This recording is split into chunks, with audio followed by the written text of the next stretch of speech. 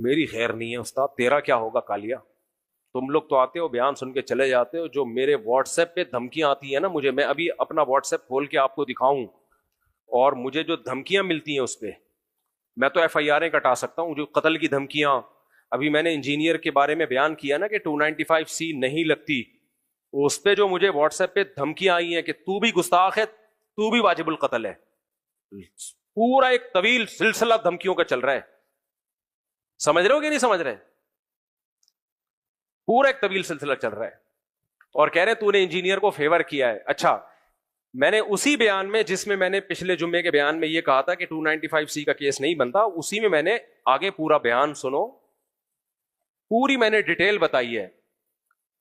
کہ بھائی میں اس آدمی کو فیور نہیں کر رہا، اس کو میں نے فیور کرنا ہوتا میں جہلم تھوڑی جاتا، پوری ڈیٹیل میں نے بتائی ہے۔ بھائی ہم اس کو فیور نہیں کرتے، اس کی جو غلطیاں اس کو غلطی کہا جائے گا، لیکن اور پھر میں نے یہ بھی بتایا کہ 295C کا قانون درست ہے، یہ قانون تبدیل نہیں ہونا چاہیے، ختم نہیں ہونا چاہیے، لیکن اس کا غلط استعمال رکنا چاہیے۔ کتنا بیلنس بیان تھا،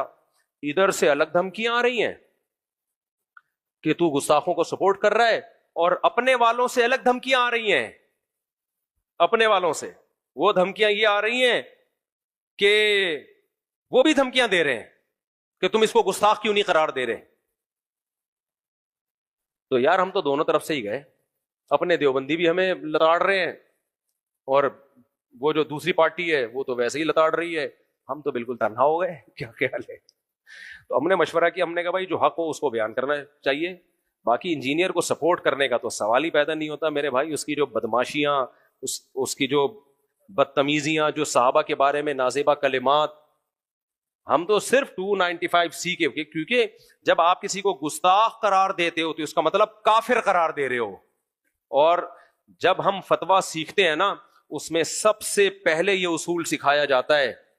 کہ کچھ بھی ہو جائے تمہارے قلم سے، تمہاری زبان سے کسی کے لیے کافر کا لفظ نہ نکلے جب تک صاف طور پہ کوئی اسلام چھوڑنے کا اعلان نہ کر دے،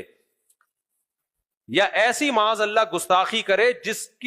جس میں توہین کا ایک پہلو کے علاوہ کوئی پہلو نکلتا ہی نہ ہو، جس میں پتا چلے کہ اس شخص کی نیت توہین ہی کی تھی اور کوئی نیت ہو ہی نہیں سکتی۔ جب تک 1% بھی چانس ہونا اس کو گستاخی کے فتوے سے بچانے کا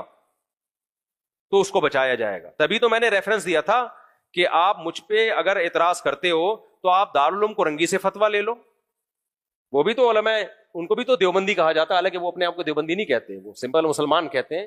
لیکن لوگوں نے ہم سب کے کھاتے میں دیوبندیت کا نام ڈال دیا ہے۔ بھائی ہم تو وہ مسلمان ہیں جو ہندوستان میں جب اسلام آیا تھا ہم اس کو فالو کر رہے ہیں، تو ہمیں جو لوگوں نے دیوبندی کہا بریلویوں سے فرق کرنے کے لیے کہا، ورنہ ہمارا کوئی فرقہ نہیں ہے۔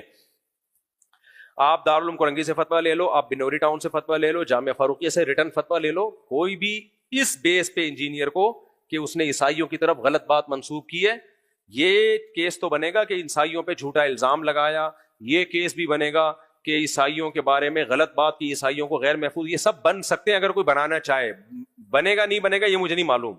لیکن یہ کہ اس نے خود نبی کی توہین کی ہے، اس میں 1% بھی اگر شک کا فائدہ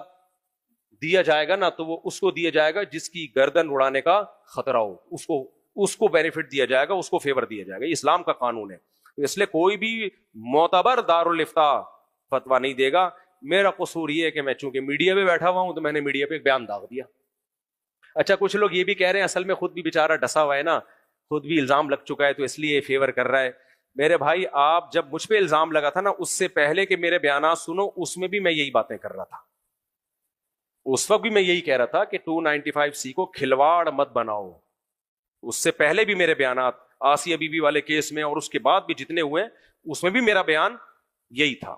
تو کوئی کہہ رہا ہے ڈر گیا، کوئی کہہ رہا ہے گستاخوں کو فیور کر رہا ہے، بولتے رہو بھائی، ہماری تو جو سمجھ میں آئے گا ہم وہ کریں گے۔ ڈرنا ہوتا نا تو نہ میں یہ بیلنس بات نہ کرتا، پھر میں جو فریق زیادہ پاورفل ہے اس کو فیور کر رہا ہوں۔ میں اس وقت آن لائن آنے کا مقصد مرزا جیلمی کا حالیہ معاملہ ہے۔ جن دنوں میں بیمار رہا، میں اپریٹ کرا رہا تھا یا اس تکلیف سے گزر رہا تھا، تو انجینئر مرزا جیلمی کے اوپر 295/C الحمدللہ لگ چکی ہے۔ رہ گیا حضرت مولانا مفتی طارق مسعود صاحب کا معاملہ، جو انہوں نے کلپ بھیجا اور میں نے سنا کہ انجینئر مرزا کی بات غلط ضرور ہے لیکن اس پر 295/C نہیں، آج کے مولویوں کو شوق چڑھا ہوا ہے۔ حضرت مولانا مفتی طارق مسعود صاحب، آپ میرے لیے قابل احترام ہیں، آپ ہمارے بھائی ہیں، آپ ایک اچھا کام کر رہے ہیں، تو میں آپ کے اچھے کام میں آپ کا ساتھی ہوں۔ آپ سے جو کچھ مسئلہ بنا تھا اس کی صفائی آپ کے اس بھائی نے دی تھی, ٹھیک ہے, اس کا شکریہ بھی آپ نے ادا کیا تھا, مجھے اس پر کوئی ڈاؤٹ نہیں ہے, کہیں آپ اس پہ پریشان ہو جائیں. میری بات کا مطلب یہ ہے, آپ کا معاملہ ہم جانتے ہیں, آپ کا معاملہ دنیا جانتی ہے, آپ کا معاملہ مسلمان جانتے ہیں. انجینئر مرزا کو آپ اپنے طرح نہ سمجھیے کہ لوگ ایسے لگوائے دیتے ہیں, آپ کا معاملہ اور ہے. میں ایک جملہ آپ کے سمجھانے کے لیے کہتا ہوں, اس موقع پہ ہمیں بریلوی علماء کے ساتھ ٹھہرنا چاہیے. کئی اختلاف ہوں گے, علماء دیوبند, علماء بریلوی, میں اختلافات کی بات نہیں کر رہا. اس موقع پہ بریلوی, دیوبندی, اہل حدیث ہم سب ایک ہو کر ٹھہرے. کیوں؟ معاملہ رسول اللہ صلی اللہ علیہ وسلم کی عزت کا ہے, صرف جذبات کی بات نہیں ہے. میں اس موقع پہ یہاں سے تحریک لبیک کے علماء کرام کو, مولانا وہ یلدرم صاحب کو, اور اسی طرح اس کے خلاف جنہوں نے ایف آئی آر درج کرائی, یہ پتہ نہیں حامد ایڈوکیٹ صاحب کون ہے, ان کو سلام پیش کر رہا ہوں. مرزا کے خلاف جتنے اہل حدیث علماء بات کر رہے ہیں, حضرت مولانا وہ احسان الہی ظہیر رحمۃ اللہ علیہ کے فرزند ارجمند جتنے ہیں, سب بھائی ان کو سلام ہے. میں ان کی خواہش کے اوپر پھر سے یہ حوالے ریپیٹ کر دیتا ہوں. یہ حوالے ہم ان سے پہلے بھی ان کے بڑوں کو دے چکے ہیں.